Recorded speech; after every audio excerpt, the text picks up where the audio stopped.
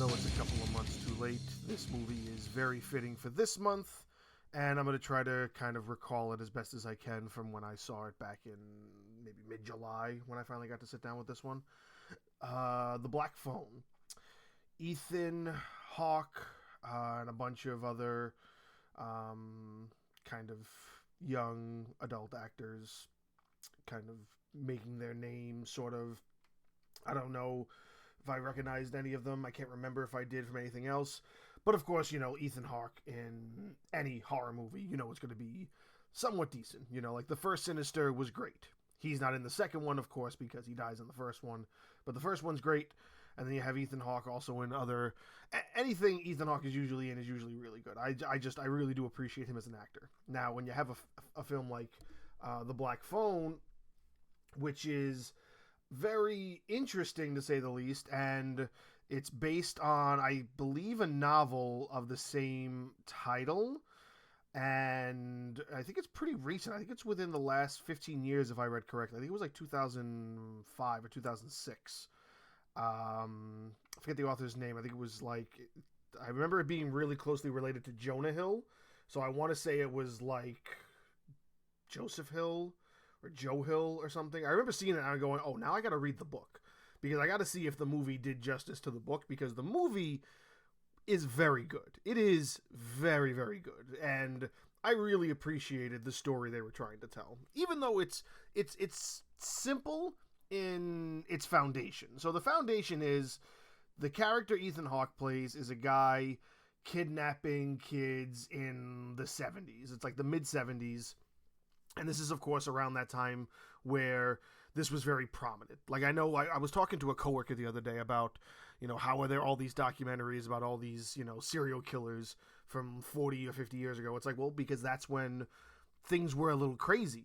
This is when, Jeffrey Dahmer was huge. This is when the Manson family was big. Like, all of these big, stories we have, the Night Stalker, all these big serial killers, they all came from that time and era because it was very tough to catch people. So this character, the child abductor, is called the Grabber in the film, and it's not based on anybody. It's just, the Grabber. Like, it's very simple, the Grabber. Like, there's no crazy, interesting name given to him like Night Stalker or any of that stuff, like what we kind of got here in reality. They gave him a very simple name, and it's not related to any actual story based on anyone. So, the Grabber, played by Ethan Hawke, is this character who goes around kidnapping kids. Now, his sort of pseudonym backstory is that he kidnaps kids and he runs these sort of tests on them to see if they're bad or naughty, and then when they fail, he kills them. So now he's kidnapped about 7 kids at this point in the story, where you kind of... No, he's kidnapped 6, and then the 7th one is the one the movie's about. So he's kidnapped 6, and the 7th one is what the movie is kind of focused around. And he's focused around this boy who has a sister who is sort of clairvoyant as well, and the clairvoyancy is she's kind of forced to kind of hide it because the father is a drunk and an abuser, and she's not allowed to really talk about how she sees things in her dreams, and then her dreams become reality. And so when the brother gets abducted, that's when she starts having dreams about where he is, and that's when he starts believing her. But now also, when you take that kind of supernatural aspect, you also take the idea that where this kid is getting held by the Grabber is in the basement of this house that is in the neighborhood, and he's sort of being haunted, but also sort of being guided by the ghosts of the other kids that the Grabber has killed. So they're kind of guiding him to sort of understand what it is that they have to do. And it's sort of like all of these different kids have gone through different stages of trying to escape, trying to, maybe kind of beat their way through him and kind of understand what their environment is. So he's it's almost like an escape room in and of itself, but instead of having like six people figure it out, one person comes in one after another, solves a small piece of the puzzle, and now here's the last person taking all of those pieces and all of those clues and putting them all together. So like one of the key points is that, you know, we know that this wall leads to a vent and this vent leads to a fridge. Get in there. And so he somehow breaks the wall, leads into a fridge. The fridge is full of meat. So he's pulling out meat, he's pulling out pieces of wall, and he gets in the fridge and he's trying to break open the door, but he can't. You know, he's like an 8-year-old, and that's a locked freezer that's packed with meat.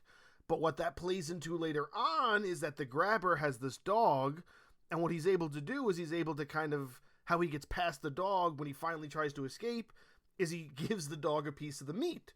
So it's this thing where each one of these different kind of escape routes or kind of little hints of what he should be doing, all these ghosts are telling him what to do, they all play into, you know, how he escapes and how he finally kind of makes it out. Now, there's a lot of other twists and turns it takes where there's this character who's kind of this, I want to say he was a drug addict. I don't remember exactly, but the cops are interviewing people in the neighborhood, and they interview this guy particularly, and he's like really into the story. He's one of these like, they would probably this day and age be related to an internet sleuth. So he's like what an internet sleuth today would be back then. Like, he's following the case. He's not a detective. He's just unemployed and trying to feel like he means something. So he's following the case. He knows where all it is. He's like, it has to be in this area. And he sounds manic to the cops. But then you also learn later on that house and, you know, the house he's living in is his brother's house, and his brother is the grabber played by Ethan Hawke. And then the brother discovers that he's in the house of the grabber the whole time, and then Ethan Hawke winds up killing his brother because he discovers his secret. So there's a lot of these very interesting twists and turns the movie takes, and it was really, really good. It was really, really nice to see something kind of unique when it comes to this sort of story. And what I do hope, and I haven't heard anything, it's still relatively fresh, I do hope that there is no plan for sequels or anything. I know I heard something about the potential, but I don't believe the author has like a series for this story. I believe it's just the Black Phone as the story, and then he also has other books, but they're not correlated. Like, maybe they take place in the same universe, maybe they don't, but I don't believe they're correlated to the same story or anything. So I don't wish for anything after this. I hope this is a standalone film, because it is a really, really good sort of story that takes something that's, maybe it takes like maybe even three things that kind of have already been done and kind of puts them all together, but it puts them all together in enough of a fashion that it's unique, it doesn't come off boring, and it's entertaining enough to say, you know what, I enjoyed this, and I thoroughly enjoyed this, and I really look forward to reading the book when I get my hands on it. And depending on how the book plays out, I might actually find myself enjoying more by this author. It might be Joe Hill. It's definitely Joe Hill, now that I think about it, because I remember I remember saying something about it being Jonah Hill, and I remember Joe Hill. Yes, Joe Hill. The author's name is Joe Hill, and he's got a lot of other works, but this is, I think, the first one that's ever been made into a film. I believe he's a very recent author. I believe he's only been writing as of, like, the 2000s. So, I would definitely check out the book. I'm not going to say check out the book before the movie, although I often sometimes feel that I like, you know, the book over the movie, but then again, sometimes I get stuck watching the film before I know it's even a book. So knowing that this was a book after the fact was kind of like, oh shit, like, I wish I would have known it was a book. I would have read it first, you know? Like, that happened with me and The Martian, and me and another book from the 90s, another film from the 90s, Sphere.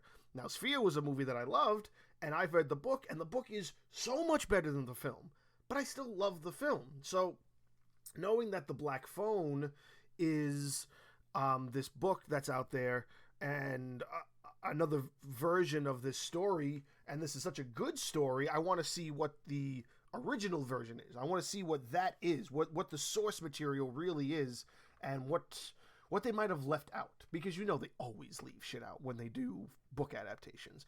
And as an author myself, I always imagine what somebody would do if they ever took my book that's out right now and turned it into a movie, and what they would take out. And I wouldn't even fathom. And I don't think any person who writes or any author ever thinks, what are they going to take out? Because you write in the idea that you think about it like a movie. You think about it like that's the process of how the story should progress. But then again, you also sometimes find that those people with this vision of what the movie would look like when they translate the book to film, they have good visions. Another good example of that is Stephen King's The Mist. He loves the reimagining of his story. Even though he loves his story, that's probably one of his favorite adaptations for one of his stories. So they're out there and they do exist. I don't know how Joe Hill feels about this, but I do know that this film was very well received, and it's worth it. It's definitely worth its praise. It's definitely worth what it made. It exceeded its box office ratings. It was actually part of a film festival, I believe, and then it became it got a lot of buzz, and then that was released, and that, the year prior it was in that festival, and then they were like, okay, this seems to be a bigger deal, let's put it in theaters, and then it went into theaters this summer. So if you haven't seen it and you didn't give it a chance over the summer, definitely for the Halloween season, give it a shot. It is totally worth it.